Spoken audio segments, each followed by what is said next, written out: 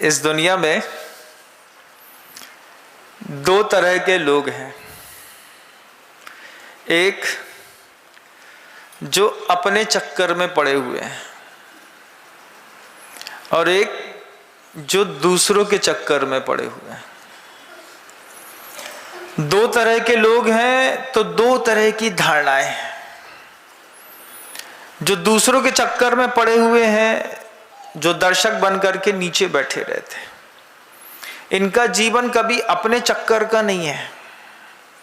सुबह से सो करके उठते हो, अपने लिए कुछ नहीं चाहते, सब दूसरों के लिए। अपना स्टेटस देखना है, परिवार देखना है, पत्नी देखनी है, बच्चा देखना है, दूध लेने जाना है। अपने हिस्से में मुश्किल से 25 ग्राम दूध आने वाला है, एक कप चाय में 50 ग्राम आ जाएगा। लेकिन वो जो दिन भर दूसरों के चक्कर में गोल गोल गोल गोल घूमते रहते हैं, दुनिया में इनकी संख्या बहुत बड़ी है। अपने चक्कर में फंसे हुए लोगों की संख्या बहुत कम है। जब दो अलग तरीके की मानसिकता वाले लोग मिलते हैं, भले हमारा दर्शन एक है, हम भी जैन दर्शन के अनुयायी हैं, आप भी भगवान महावीर को मानने वाले हैं, उसके बाद भी हमारी और आपकी फिलॉसफी अलग अलग है।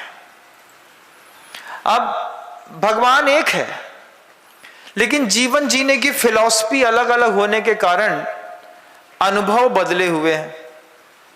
और बदले हुए अनुभवों में बड़ा कमाल की चीज होती है कि आगम कहता है सच्चम खू भगवन, सत्य ही भगवान है।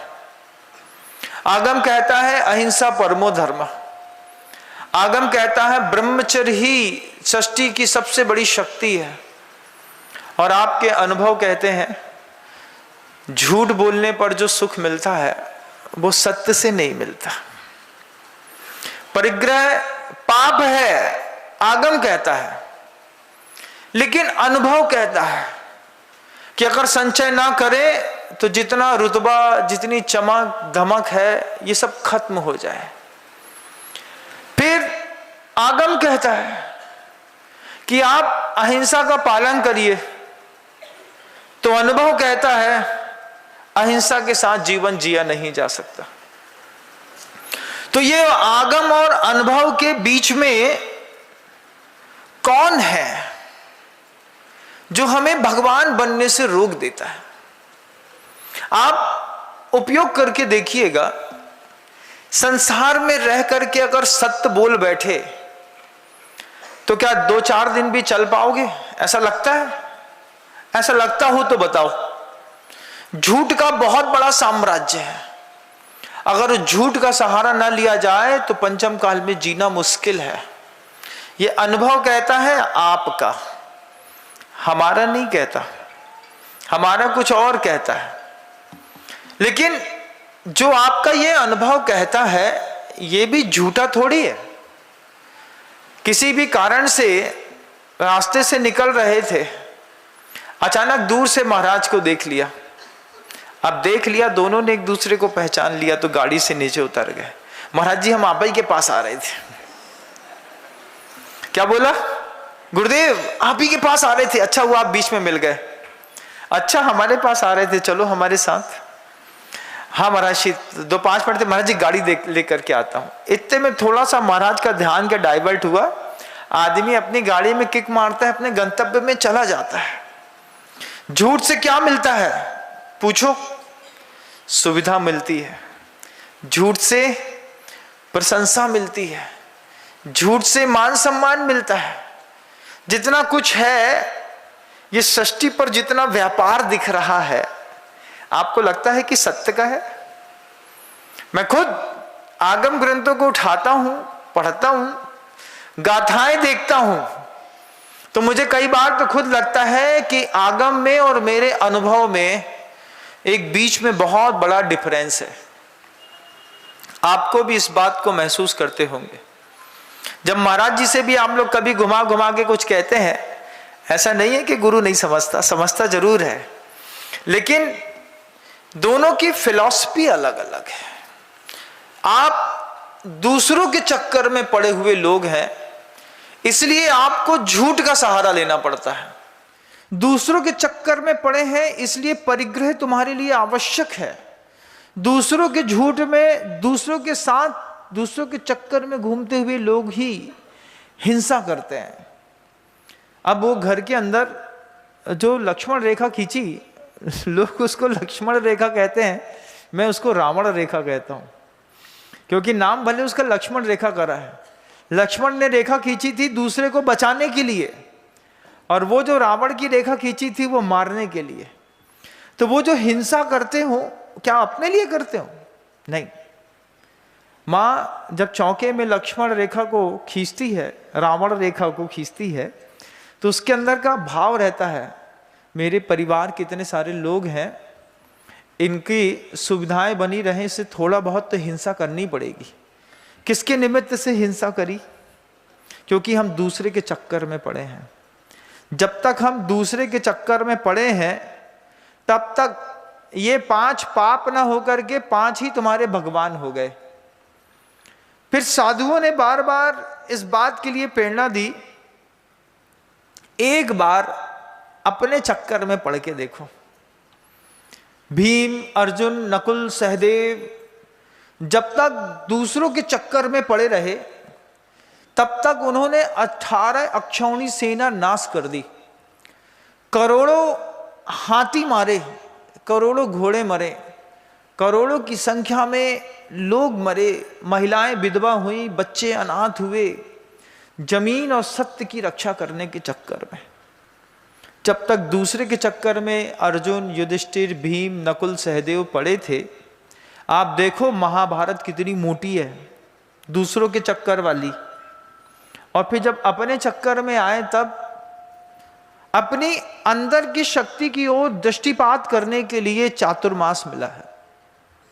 दूसरों के चक्कर में 8 महीने पड़े रहना कोई बुराई नहीं है, क्योंकि जिंदगी दोनों तरीके से जीनी है।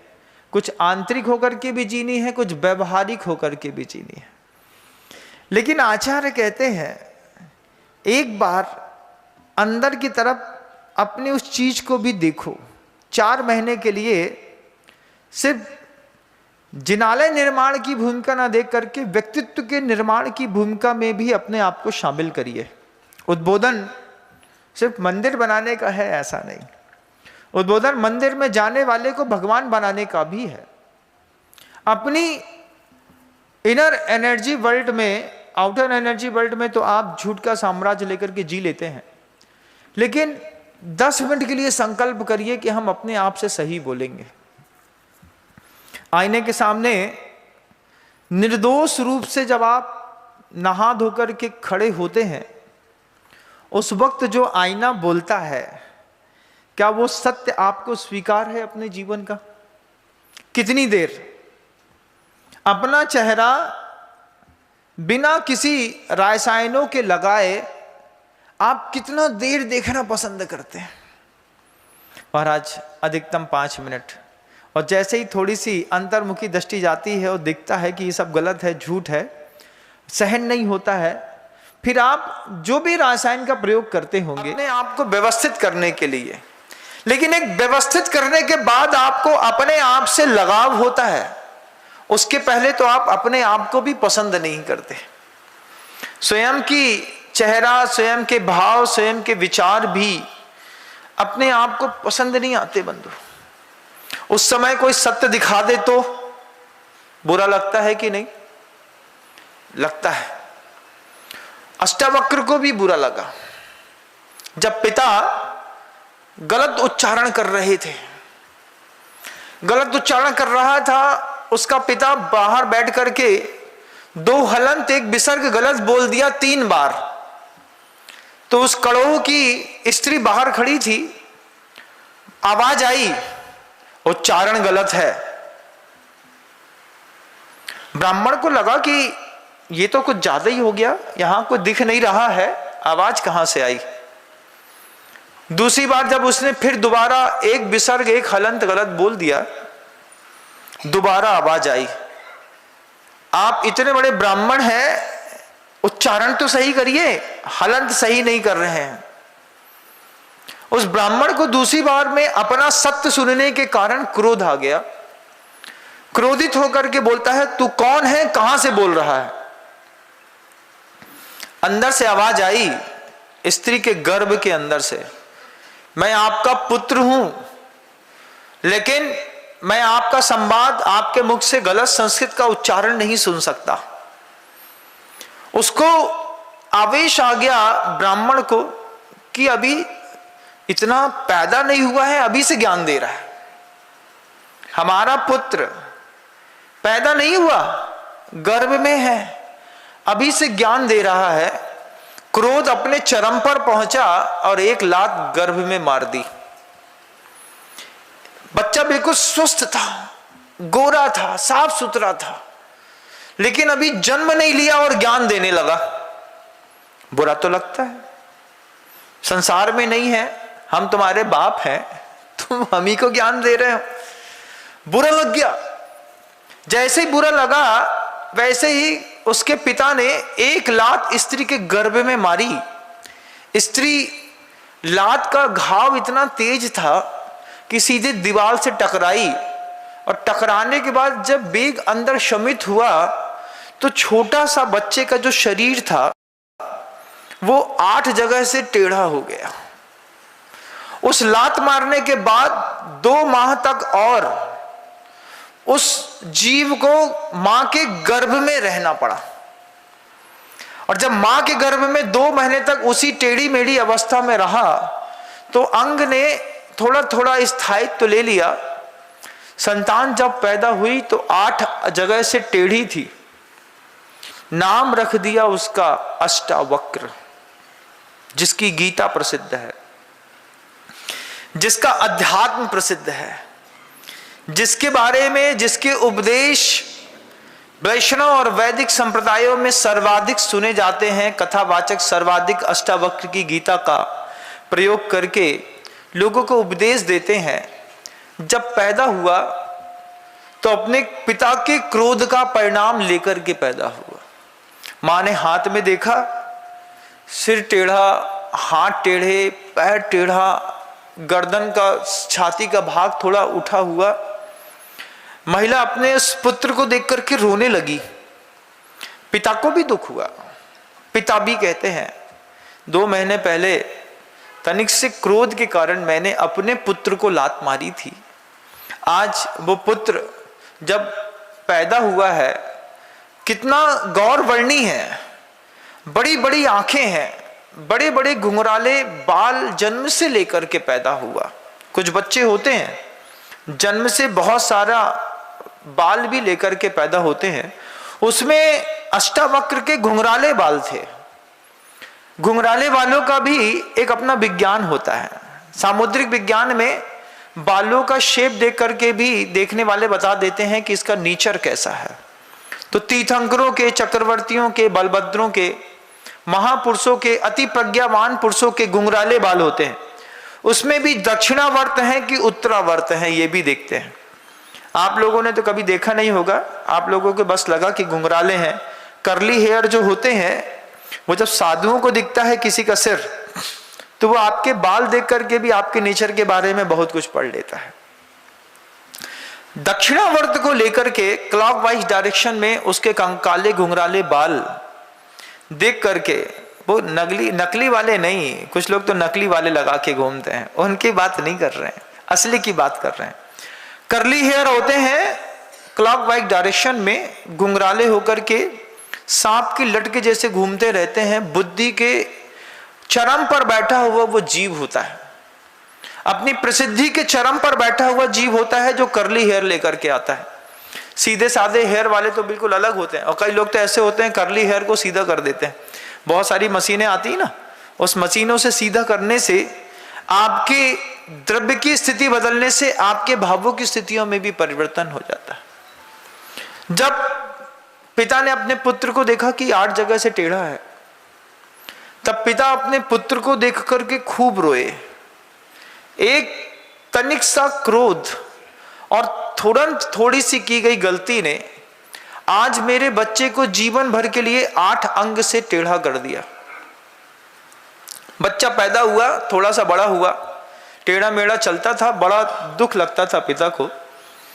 पिता के दुख को देखते हुए एक दिन बालक ने पिता से कह दिया, मैं शरीर से टेढ़ा हो सकता हूं, ज्ञान मेरा निर्मल है। ये शब्द जैसे ही अष्टावक्र के पिता ने सुने, सुनते साथ ही पिता ने फिर पलट करके अपने पुत्र को देख करके कहा, क्या बोला पुत्र? पुत्र कहते हैं, पिताश्री, कर्मोदय के कारण मेरा शरीर टेढ़ा तो हो गया, लेकिन ज्ञान निर्मल है। आचार्य भगवंत वो पुस्तक संस्कृत की पढ़ रहे थे, प्राच्य भारती से निकली थी। गुरुदेव ने यह संवाद अपने मुख से हम लोगों को सुनाया, नेमावर की बात है। फिर गुरुदेव कहते हैं इस बात को, उस वक्त तो अष्टावक्र का शरीर टेढ़ा हुआ, लेकिन पंचम काल में आदमी बड़े निर्मल पैदा होते हैं, शरीर से साफ सुथरे, लेकिन उनका ज्ञान 8 जगह से टेढ़ा पैदा होता है। गुरुदेव कोई भी पुस्तक रखो, उसमें गुरुदेव ने अपने जैन दर्शन को जरूर समाविष्ट किया। आचार्य भगवंत ने कहा कि अष्टावक्र शरीर का टेढ़ा था, आज बिल्कुल साफ सुथरे 6 फुट का हष्ट पुष्ट भीम के जैसा आदमी भी दिखेगा, लेकिन 8 जगह से वो टेढ़ा है। दर्शन में 8 जगह से टेढ़ापन आपके जीवन में भी होगा। आचार्य ने फिर पूछा कि 8 जगह से टेढ़ा कहाँ है? गुरुदेव से पूछा। गुरुदेव बोलते हैं कि देखो, आज की व्यक्ति, आज का जीवन रहने वाला जो व्यक्तित्व है, समाज है, सामने खड़ा कोई भी व्यक्ति है, उसको अपने ज्ञान का मद रहता है। वो बोलता है कि हम जितना जानते इतना कोई नहीं जानता, लेकिन जब कभी भी कोई और बड़ा समझदार उसको मिलता है तो फिर वो ये भी कहता है कि हमसे ज़्यादा बड़े ज्ञानी तो ये हैं। ऐसा होता है कि नहीं? होता है महाराज जी। जब तक हमसे बड़ा 30 मार्का ना मिले तब तक हम अपने आप को सबसे बड़ा 30 मार्का समझते हैं। आचार्य भगवंत ने कहा कि सबसे पहले 8 जगह से टेढ़ा अंग, फिर कारिका गुरुदेव ने अपने मुख से कही कि हमारा जिंदगी का टेढ़ापन कहाँ कहाँ है देखनी आप। हो सकता है आप उसमें शामिल हो सकता है उसमें आप ना हो। आप ना हो तो आपके पीछे वाला होगा, वो ना होगा तो आपके पीछे वाला होगा। इन 8 में से कोई एक वक्रता, 2 वक्रता, 4 वक्रता, 8 की 8 वक्रता हमारे जीवन में जरूर होगी। आचार्यों ने कारिका कही, ज्ञानम पूजाम कुलम जाति बल रिद्धि तपह वपु। ये 8 टेढ़ापन हमारे जीवन में है। या तो ज्ञान का टेढ़ापन है, स्थिति कुछ होती है, समझते कुछ हैं, या फिर समझाना कुछ और चाहते हैं। कई लोगों में टॉकिंग पावर इतना जबरदस्त होता है कि वो घर से ओवर कॉन्फिडेंस होकर के निकलते हैं। अरे तुम चिंता नहीं करो, हम है ना, हम समझा देंगे।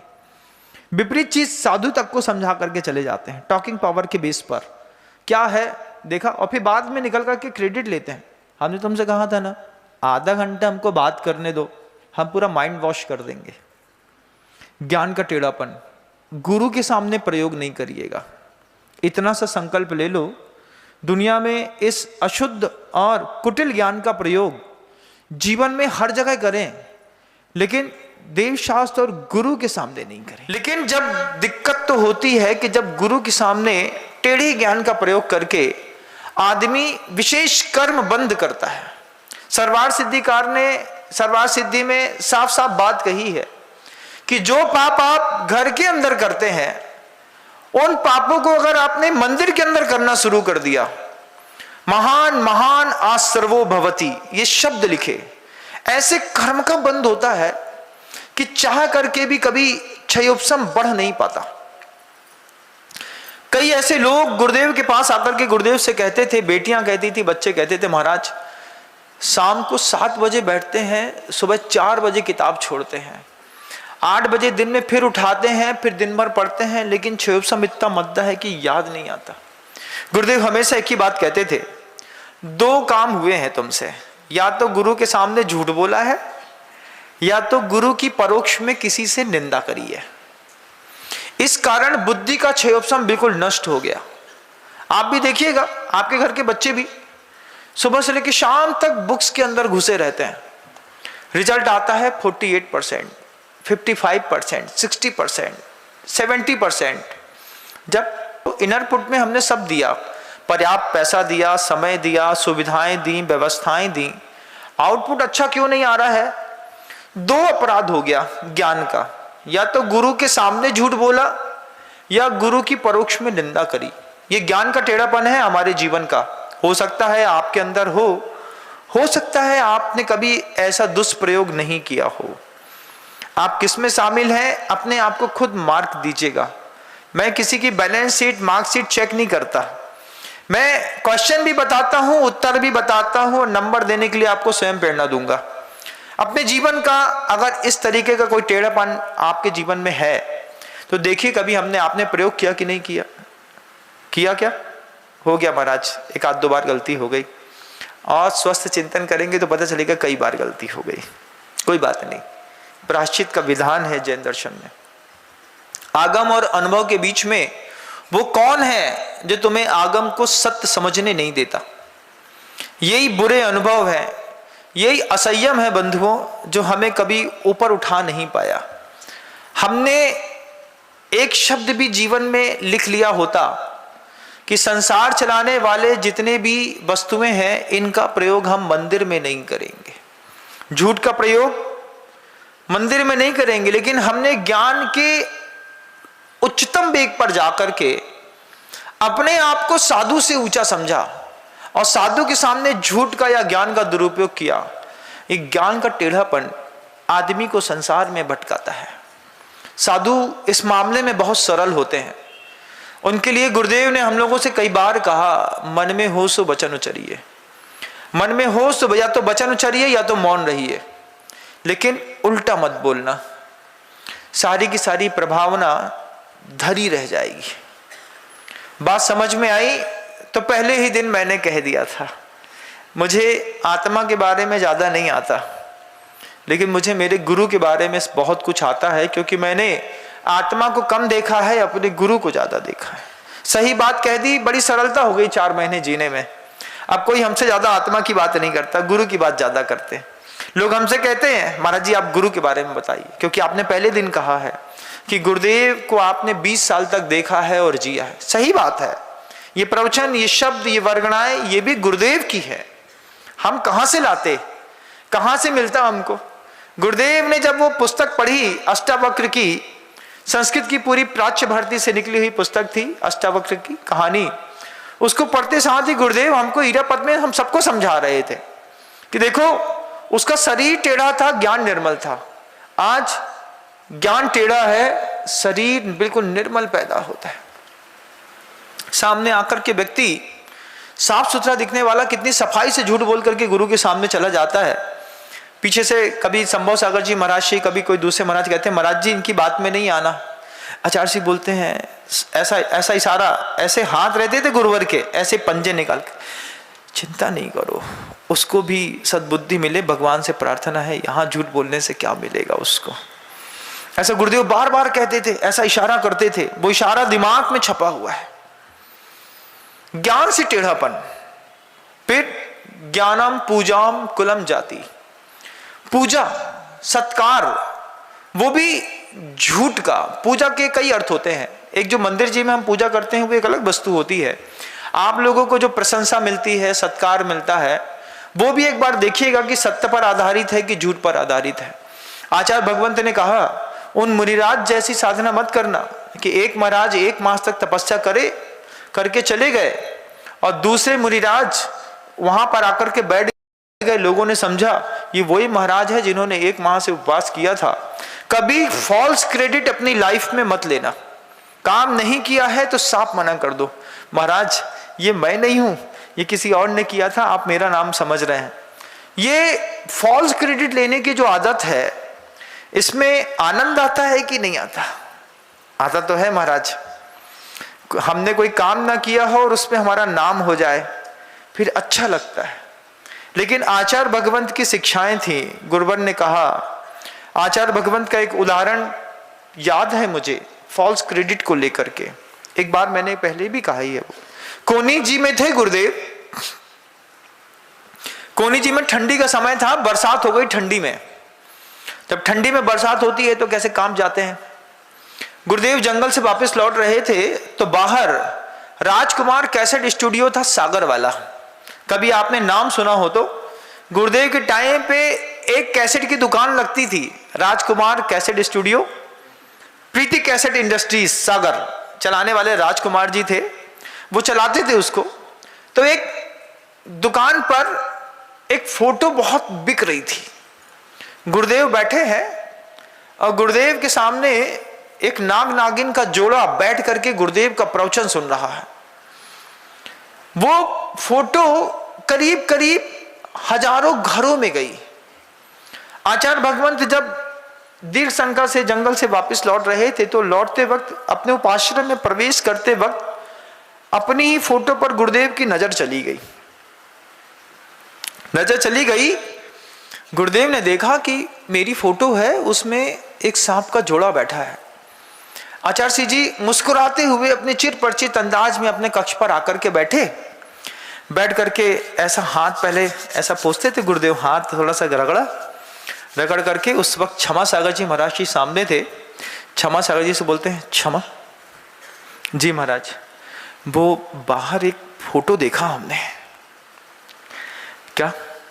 वो कैसेट वाले की दुकान है ना, उसमें एक फोटो देखा है। मैं प्रवचन की पंडाल पे बैठा हूँ, सामने एक सांप का जोड़ा है, वो फोटो ले आओ, देखना है। गुरुदेव ने अपना फोटो बुलाया, फोटो बुला करके बैठ करके गौर से देखा। गुरुदेव अपनी स्मृति में पीछे गए। पीछे जाकर के गुरुदेव ने पलट के देखा कि ये जगह कहाँ की है, जहाँ का बैकग्राउंड है। उन्होंने देखा कि ये नेमावर का बैकग्राउंड है, नेमावर की फोटो है ये। फिर उस व्यक्ति को, राजकुमार को बुला करके पूछते हैं बड़े प्यार से, ये फोटो आपने कहाँ से खींचा? मैंने ध्यान ही नहीं दिया कि मेरे मंच में सांप आकर के बैठ गया है और मेरा प्रवचन सुन रहा है। तब वो राजकुमार कहते हैं, महाराज ये फोटो खींचा नहीं है, ये ट्रिक फोटोग्राफी से, जिसको आज की डेट में आप एआई कहते हैं, आर्टिफिशियल इंटेलिजेंस, हमने ट्रिक फोटोग्राफी से दो सांप के जोड़े आपके पास बैठा दिए। खूब बिक रहे हैं महाराज, हर घर में आपका फोटो जा रहा है, खूब अच्छा धंधा चल रहा है, आपका खूब अच्छा आशीर्वाद है। उसने, राजकुमार ने बड़ी प्रशंसा के साथ ये बात कही, महाराज जी ट्रिक से एक फोटो बनाई, खूब बिक रही है, हर घर में आपकी प्रभावना हो रही है। आचार्य भगवंत ने गंभीर होकर के वो बात कही, सुनो, इस फोटो को मार्केट से हटा दो और दोबारा ऐसे फोटो मत भेजना। आचार्य भगवंत से राजकुमार जी ने पूछा, ऐसा क्यों? भगवान खूब तो बिक रही है, अच्छी प्रभावना हो रही जैन धर्म की, लोग ले जा रहे, लोग पूछत कि वे सांप वाली फोटो दे दो। आचार्य भगवंत ने एक ही बात कही, मुझे मेरे अपने जीवन में झूठी प्रभावना पसंद नहीं है। मैं झूठी प्रभावना का हिमायती नहीं हूं कि लोग घर ले जाकर के जाएंगे, आपस में बैठ करके मेरे नाम की चर्चा करेंगे कि आचार्य सिंह जी के प्रवचन सुनने नाग नागिन का जोड़ा आता है, इस चक्कर में दुनिया भर से भीड़ मेरे पास आएगी। मैं झूठी प्रभावना नहीं चाहता। इस फोटो को आज हटा दो तो ठीक है, नहीं तो मैं अभी इस क्षेत्र का त्याग कर देता हूं। जैसे ये बात कही, उस वक्त क्षमा सागर जी महाराज जी ने तुरंत राजकुमार को समझाया। राजकुमार ने कहा, महाराज अभी के अभी जो मार्केट में जितनी भी दुकानें हैं, उन सारी दुकानों से मैं वो फोटो हटा दूंगा, लेकिन आप निर्विकल्प रहिए। दोपहर की इरिया पथ में गुरुदेव का ऐसा गंभीर उद्बोधन था संघ को लेकर के, मैं किसी भी कीमत में झूठी प्रभावना नहीं चाहता, ऑर्गेनाइज्ड प्रभावना मुझे तनिक भी पसंद नहीं है। ये कह करके आचार्य भगवंत ने पूरे संघ को इतना व्यवस्थित किया और गुरुदेव ने बड़ी अनुशासित शैली में कठोरता के साथ ये बात सिखाई कि जीवन में कभी भी उत्थान के चरम पर पहुंच रहे हो, लेकिन झूठी प्रभावना का सहारा मत लेना, इस बात का ध्यान रखना। कायोत्सर्ग करा दिया साधुओं को। जो साधु सामने थे वे भी इस इतिहास के साक्षी बने, और बाद में जब हम लोगों ने वो दृश्य देखा नहीं था कभी, लेकिन उसके बाद भी हम लोगों को वो संवाद हमेशा सुनाया गया, बताया गया कि आज आप जीवन की शुरुआत पर हैं, कभी चरम पर पहुंच जाए तो कभी झूठी प्रभावना का सहारा मत लेना। आचार्य भगवंत को यह बिल्कुल भी पसंद नहीं है। तब से कायु सर्ग था कि अगर कोई चीज करी है तो क्रेडिट थोड़ा बहुत ले भी सकते हैं, लेकिन मान लीजिए बिल्कुल झूठी प्रभावना हो जाए, महाज्ञानी, महादानी, महामानी, महा, भैया अपन ऐसे नहीं है। डाउन टू द अर्थ, पहली बार में सच बोल दो, सच के साथ जीवन जीने में बड़ी सरलता है। मैं अभी भी गुरुदेव के उस शब्दों को दिमाग में रख करके बैठा हूं कि मैं कोई बहुत बड़ा प्रभावक नहीं हूं, मैं एक बहुत अच्छा साधक बनने की कोशिश कर रहा हूं। साधक हूं ये भी नहीं कहता, साधु होना तो बहुत दूर की बात है, साधु तो बहुत ही चरम पर पहुंचे हुए गुरुदेव हैं, आचार्य भगवंत समय सागर जी महाराज श्री हैं। मैं तो साधक हूं और साधक के जीवन काल में त्रुटियां संभव हैं, लेकिन झूठ का सहारा नहीं लूंगा, इस बात की घोषणा है। आचार्य भगवंत इतने संतुष्ट हुए, फिर गुरुदेव कहते हैं कोई और करता है तो अलग बात है, साधु झूठ का सहारा क्यों लेता है। ये शब्द सुन करके गुरुदेव की वे चरम पर पहुंची हुई प्रज्ञा यहां पर बैठ गई।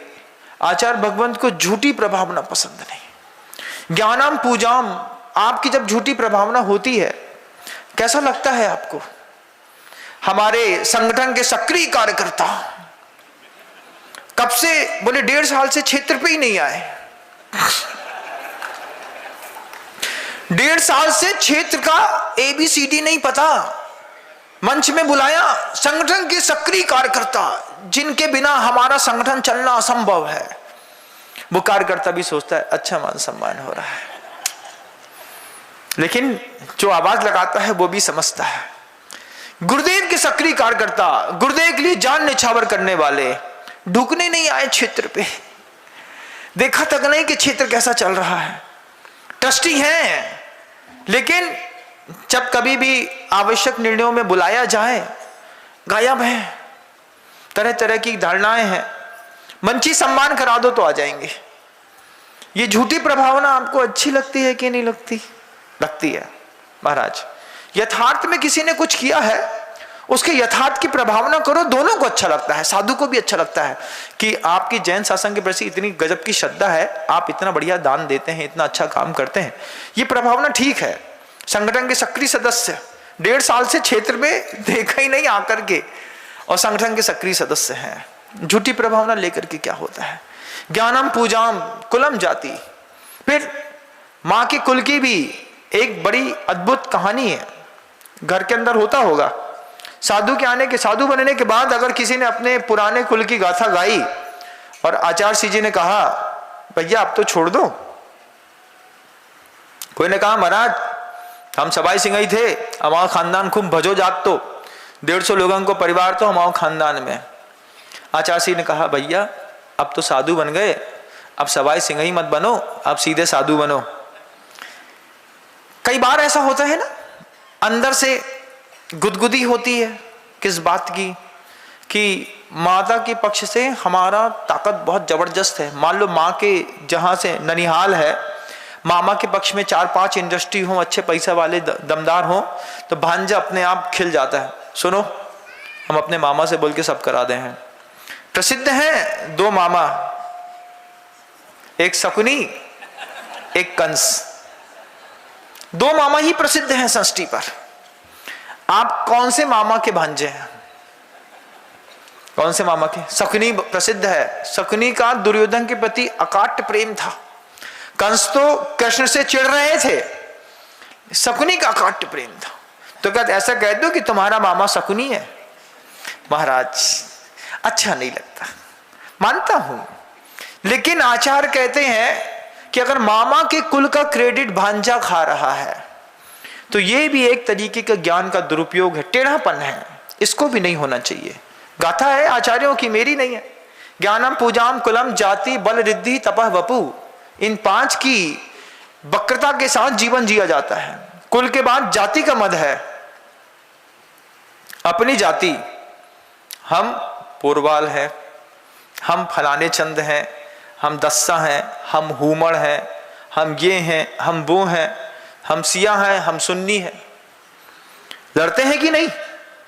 खुदा को मानने वाले सिया सुन्नी आपस में लड़ते हैं कि नहीं लड़ते? लड़ते हैं। ऐसे ही हम भी, कहीं हम भी सिया हैं, कहीं तुम सुन्नी हो, कहीं तुम सिया हो, हम सुन्नी है। तो ये सिया सुन्नी का भी जो मद है ना, ये भी गुरुओं ने कहा कि ये भी तुमको डुबा के रहेगा, ध्यान रखना। हम जैनी, अपना धर्म जैन, इतना ही परिचय केवल हो। ये शब्द गुरुदेव के मुख से निकले थे, उसके बाद इसके ऊपर भजन बना था। इस बात को आप भूल नहीं जाइएगा। आचार्य महाप्रज्ञ जी का जब गुरुदेव से संवाद हुआ था रायपुर छत्तीसगढ़ की धरा पर, उस वक्त आचार्य भगवंत ने महाप्रज्ञ जी से कहा था, हम जैनी, अपना धर्म जैन, इतना ही परिचय केवल हो। ये बात जब गुरुदेव ने महाप्रज्ञ जी से कही थी, उसके बाद ये भजन बनाया था। हम नहीं दिगंबर श्वेतांबर 13 पंथी स्थानक वासी, हम एक देव के अनुनायी, हम एक देव के विश्वासी, हम जैनी, अपना धर्म जैन, इतना ही परिचय केवल हो। हम यही कामना करते हैं, हम यही कामना करते हैं, आने वाला ऐसा कल हो। लेकिन एक ही कौम के, एक ही भगवान को, एक ही मूलाचार को मानने वाले जब छोटी छोटी कौमों में बढ़ जाते हैं, फलानी महासभा के अध्यक्ष ये हैं, ढिकानी महासभा के अध्यक्ष ये हैं, आचार्यों ने गाथा में लिखी है वो शब्द कि जाति का मद करने वाला अष्टावक्र जो है, कभी न सिद्धंती, कभी सींच नहीं पाएगा। इस पर्याय तक की है वो जाति, अंदर की नहीं है। लेकिन हम उसमें गाफिल होते हैं। बहुत कुछ है इन संवाद और शब्दों में, अगर पकड़ में आता हो, पकड़ने की कला आती हो तो। भगवान महावीर की उस अहिंसा का उद्घोष करिए, उसकी प्रभावना करिए। जैन शासन के बारे में सर्वोत्कृष्ट बताना है तो सत्य और अहिंसा को अपने आचरण में ढाल करके दिखाइए तो सौंदर्य है।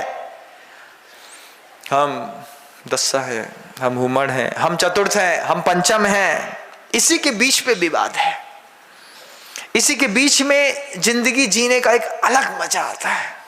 तुम्हारी संख्या कितनी? बे 35,000 है, हम 24,000 वोट को धर के बैठे हैं। बहुत ताकत है। दोनों के मिला के देखें तो 1 लाख से ऊपर वोट जा रहा है। लेकिन 1 लाख है कहाँ? बटे बटे खंड खंड में रह करके जीवन जीने की कला, ये छायोपसमिक सम्यक दर्शन के साथ अपने कुल गोत्र को तो देखते हैं, लेकिन प्रभु के कुल और प्रभु के गोत्र को बढ़ाने की व्यवस्था नहीं करते। ये भी एक तरीके का ज्ञान का दुरुपयोग। लेकिन आचार्यों ने कहा आप करते। ज्ञानम पूजाम कुलम जाति बल रिद्धि तपह वपु, ये 4 चीजें और हैं। साधुओं का बल तो साधना है, गृहस्थों का बल पैसा है, उसका भी कहीं ना कहीं जब आप अब्यूज करते हैं उस वक्त भी कहते हैं वहां से भी वक्रता है। अपने ही नाम की बड़ाई खुद कर लो, परात्म निंदा प्रशंसे सद असद गुणोच्छादनोद भावने च नीचैर गोत्रस्य। आचार्य भगवंत ने ईरापद भक्ति में ये बातें कान में इतनी डाल दी, गुरुदेव ने साफ कह दिया कि जो साधु बंद कमरे में जातिवाद का पोषण करता है वो साधु हो नहीं सकता। वो जातिवाद के नाम पर एक कलंक पैदा करने वाला एक ऐसा बहरूपिया है जो एक व्यक्ति विशेष की जातिवाद की अपनी मीटिंग कराता हो और काम करता हो। आचार्य श्री जी ने कभी पोषण नहीं किया। इतिहास गवाह है कि कभी गुरुदेव के सामने किसी जाति वर्ग की विशेष मीटिंगें कभी लगी हों? कभी नहीं लगी। किसी ने लगाई, भैया ये फलानी समाज की मीटिंग है, आचार्य श्री जी ने उसको साधु माना नहीं। जाति विशेष की मीटिंग लगा करके आपस में ग्रुपिंग करता है, साधु हो नहीं सकता। गुरुदेव कहते थे जाति का सहारा लेकर के जिसने भी अपने आप को स्थापित किया है उसने एक न एक दिन तो मुंह की खाई है। इस पर्याय में न सही तो अगली पर्याय में। इस जाति का खेल बड़ा गंदा है, संभल के खेलने की कोशिश मत करिएगा। कहीं पर भी जब भी आपने इस तरीके के प्रयोग करने की कोशिश करी, निश्चित रूप से आज नहीं तो कल आपको अपमान झेलना ही पड़ेगा। आचार्य श्री जी की एक सार्वभौमिक दूरदर्शिता थी। उन्होंने कभी इस चीज को तूल नहीं दिया। जिन्होंने तूल दिया उन्होंने आचार्य श्री जी को बहुत बदनाम किया। उसी के चक्कर में गुरुदेव ने मूक माटी रची। जब सम्मेद शिखर जी में गुरुदेव थे, वहां पर कुछ ऐसे संवाद हुए कि अग्रवाल के खंडेलवाल में संबंध होते हैं, खंडेलवाल के परिवार में संबंध होते हैं, तो ये वर्ण संकरता हो जाती है। आचार्य श्री जी इस बात को बिल्कुल भी नहीं मानते थे, लेकिन एक वर्ग था जो मानता था कि खंडेलवाल के खंडेलवालों में, परिवार के परिवारों में, इनके इन्हीं में संबंध होना चाहिए। आचार्य भगवंत कहते थे अगर इस तरीके का सोचेंगे तो बीच अहिंसा में बहुत विखंडन हो जाएगा। जब उन्होंने बिल्कुल नहीं माना उस बात को और गुरुदेव ने उनकी बात स्वीकार नहीं करी, तो उन्होंने गुरुदेव के नाम पर भी पर्चे छपवा दिए कि ये भ्रष्टाचार करने में लगे हैं। तब गुरुदेव को उस संवाद को आकार देने के लिए एक ऐसे साहित्य की रचना करी जिसका नाम लिखा गुरुदेव ने मूक माटी। उसके पीछे की कहानियां हैं, उसके पीछे का एक दर्द है, एक संवाद है उस मूक माटी में, जिसका पहला चैप्टर लिखा गुरुदेव ने, संकर नहीं वर्ण लाभ। खंडेलवाल की परिवार में अगर मान लो विवाह हो गया तो अभी भी आप देखिएगा बहुत सारे साधु वर्ग ऐसे हैं, आहार दान से पहले पूछ लेते हैं तुम्हारे घर में कोई खंडेलवाल की लड़की तो नहीं आई है तो भी तुम आहार नहीं दे सकते, ऐसा तो नहीं हुआ। उनको में गोत्री शुद्धता को लेकर के उनकी खुद की निजी विचारधारा है, लेकिन गुरुदेव इस बात को स्पष्ट कहते थे कि ये संकर नहीं है, ये वर्ण संकरता नहीं है, ये वर्ण लाभ है। फिर गुरुदेव ने लिखा उस बात में, कही इस बात को, गुरुदेव ने अपने उस मूक माटी में लिखी इस बात को कि जैसे गाय के दूध में भैंस का दूध मिला दो, भेड़ का दूध मिला दो, बकरी का दूध मिला दो, दूध रहते हुए भी फटता नहीं है, एक दूसरे को समाहित कर लेता है। उसी दूध में पानी मिला दो, दूध पानी को विजाती होने के बावजूद स्वीकार कर लेता है। पानी अलग तत्व है, दूध अलग तत्व है, लेकिन दूध ने पानी स्वीकार किया ना कि दूध को ठंडा करने के लिए ठंडा दूध डालते हैं।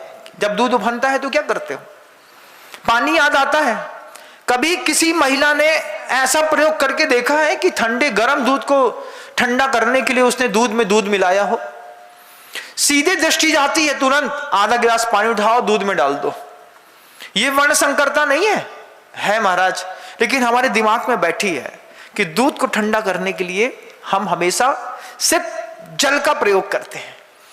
कोई महिला ने आज तक चौके में दूध को ठंडा करने के लिए कभी दूध का प्रयोग नहीं किया। आचार्य भगवंत इस बात को बहुत गंभीरता के साथ कहते थे, आज भी मूक माटी कहती है। आप उठा के देखिएगा मेरे संवाद को, शुरुआती पृष्ठों में ही पहला ही चैप्टर है संकर नहीं वर्ण लाभ। फिर गुरुवर ने कहा कि ये जो विजाति को लेकर के विखंडन की स्थितियां लोग पैदा करते हैं, जाति का मद यही तो कहलाता है। इस जाति का मद को लेकर के कोई लोग बोलते हैं कि हमारी जाति सर्वश्रेष्ठ है, हमारी जाति सर्वश्रेष्ठ है। ये सब लिंगम देहाशितम ज्ञानम, आचार्य पूज्यपाद भगवंत ने समाधि तंत्र में कहा है, जितनी भी ये चीजें हैं ये सिर्फ शरीर के आश्रय को लेकर के खड़ी हुई हैं। आत्मा की ना कोई जाति होती है, ना वो परिवार होती है, ना खंडेलवाल होती है, ना रस्सा होती है, ना हुमड़ होती है, ना चतुर्थ होता है, ना पंचम होता है। लेकिन हमारे मन के अंदर इतना बड़ा कीड़ा बैठा है कि हम आज भी यही जब दृष्टियों को दृष्टिपात करे बिना, महाराज आप प्रवचन कितना कर लो, हम करें तो वही जो करें, हमको पता है आप जो करते हैं वही करेंगे, लेकिन आपकी चेतना को एक बार सत्य का दर्शन कराना मेरा कर्तव्य है। गुरुदेव की मूक माटी के माध्यम से इस सत्य का दर्शन करने की कोशिश करिएगा। गुरुदेव ने कहा कि दूध में दूध मिलाने पर दूध नहीं फटा, दूध में पानी मिलाने पर दूध नहीं फटा, लेकिन उसी दूध में, गाय के शुद्ध दूध में अगर हम अकौवे का दूध मिला दें तो फिर दूध की क्या स्थिति होती है? दूध फट जाता है। क्यों? क्योंकि ये भी दूध था, ये भी दूध है। दूध तो एक है, लेकिन प्रकृति एक नहीं है। जितने भी डिवोर्स फाइल होते हैं उसमें अकौवे का दूध होता है, दो में से कोई एक, जिसके कारण जाने पर दूसरा फट जाता है। कभी बेटी अकौवे का दूध बन के आती है, कभी पुरुष अकौवे का दूध बन करके आता है, फट जाते हैं। एक ही गोत्र में, एक ही परिवार में अच्छे से शादी करी, 4 महीने नहीं चली महाराज, फिर क्या हुआ? फट गया। आचार्य श्री जी हमेशा इस बात को कहते रहे कि संकर को और इस वर्ण लाभ को समझने की कोशिश करो कि मान लो कभी कोई विजाति तत्व आकर के आपके धार्मिक अनुष्ठानों को स्वीकार करता है, सहजता में समझता है, लेकर के चलता है, इसके लिए मूक माटी एक अलग गहराई से देखने की और समझने की जरूरत है। आज ही मुझसे किसी ने कहा कि मूक माटी पढ़ा दीजिए। मैंने कहा मैं थोड़ी थोड़ी संवाद बीच बीच में बताता रहूंगा, कोशिश करूंगा पूरी भी पढ़ाने की, अगर मौका मिल गया तो जरूर कोशिश करूंगा। लेकिन मूक माटी की गंभीरता का पहला चैप्टर एक बार आपने दिमाग में रखिएगा। ज्ञानम पूजाम कुलम जाति बल रिद्धि तपह वपु। फिर पैसे का घमंड, रिद्धियों का घमंड। रिद्धियों का घमंड मतलब संबंधों का। हमारी सीएम से सीधी बनती है, तुम चिंता नहीं करो हम करा देंगे। जब कोई आपको ऐसा कॉन्फिडेंस के साथ जवाब देता है, आपको कैसा फील करता है? भगवान, तुम ही भगवान हो हमारे। फिर कितनी बार फोन, भैया काम हो गया? फिर दोबारा पूछते हैं, भैया काम हो गया? भैया काम हो गया? बोल दिया ना करा देंगे। मानते नहीं हो? अच्छा अच्छा मैं जाऊंगा तो बात करूंगा। फिर जब वो काम करा दे तो फिर उसकी एहसानदारी करो, पैर पुजाई करो। ये बल का मद। तपह और वपु, कोई पुरुषार्थ करके कुछ उपार्जित कर लिया हो उसका भी, भैया तुम्हारा मकान तो 12 खंड को है, अपनी कमाई से हमने खुद बनाया है। अरे भैया बहुत बड़े। मद होता है कि नहीं? होता है भाई साहब। लेकिन इससे उतरने की जरूरत है चतुर्मास में। कम से कम 4 महीने जे 8 मद मत करियो। अभी अंत में शरीर का मद आता है। ठीक वैसे ही जैसे सनत कुमार चक्रवर्ती को चढ़ा था। लड़के खानदानी घर के लड़के, बड़े बड़े घरों के, सुबह 5:15 बजे उठते हैं, घर से निकल जाते हैं मंदिर जाने के लिए। कहां जाएंगे? Up and down. क्या चल रहा है? महाराज हमारे लड़के का बहुत हेक्टिक शेड्यूल है। इंग्लिश बोल दो, 2-4 हिंदी के शब्दों के बीच में, लगता है बहुत पढ़े लिखे हैं। हेक्टिक शेड्यूल है। क्या? 5:15 बजे सुबह उठता है, वाइफ की भी चिंता नहीं करता, बच्चों की नहीं देखता, अपना डॉगी लेता है, सीधे कहाँ, वो है ना ब्रूसली का जिम है, वहां पे जाता है। 13वें मालवे में है महाराज, फुल एसी है, ऊपर से पूरा शहर दिखता है। फिर उसी में बैठ करके एक जगह वो दौड़ता है, एक जिम में उसका कुत्ता भी दौड़ता है। शरीर का मद नहीं करना। सनत कुमार चक्रवर्ती ने करा था, देवताओं ने 10 मिनट में समझा दिया था। 10 मिनट में समझाया। कैसे समझाया सनत कुमार चक्रवर्ती को? कि चक्रवर्ती ने पान की पीक उगली, पान की पीक थूकी, तो थूक करके जैसी थूका तो उसमें मक्खी आकर के बैठ गई। देवता ने कहा कि सनत कुमार जी कुछ दिखा? सनत कुमार चक्रवर्ती नहीं दिखा। बोले सोचो, तुम्हारे शरीर से ऐसे सप्त पढ़ने की खुशबू आती है। तुम जब थूकते थे कल तक, तो तुम्हारी थूकी हुई थूक में भौरे आकर के गुंजार मान करते थे, उसमें गुनगुन करके तुम्हारी थूकी हुई थूक को खाते थे। आज तुमने देखा भौरे नहीं आए, मक्खी आ गई। तुम्हारी थूक में कभी भौरा बैठा है? कभी आज तक?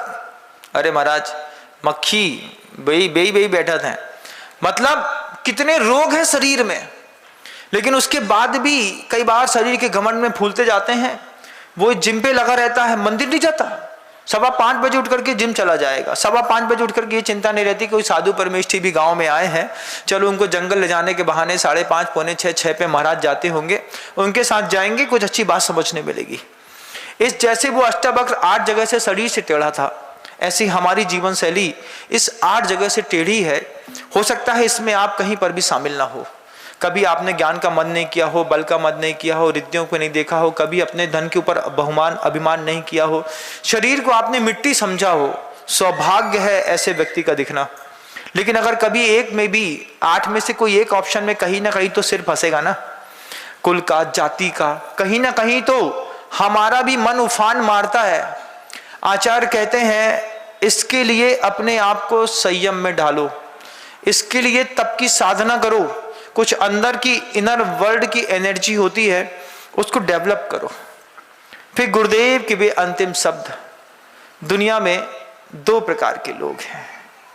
एक अपने आप में उलझे हुए लोग हैं, एक दूसरों में उलझे हुए लोग हैं। आप किस श्रेणी के आते हैं, अपना चिंतन, अपना पेपर खुद फाइल करें। शब्दों को विराम दूंगा चूंकि समय होने को आया है।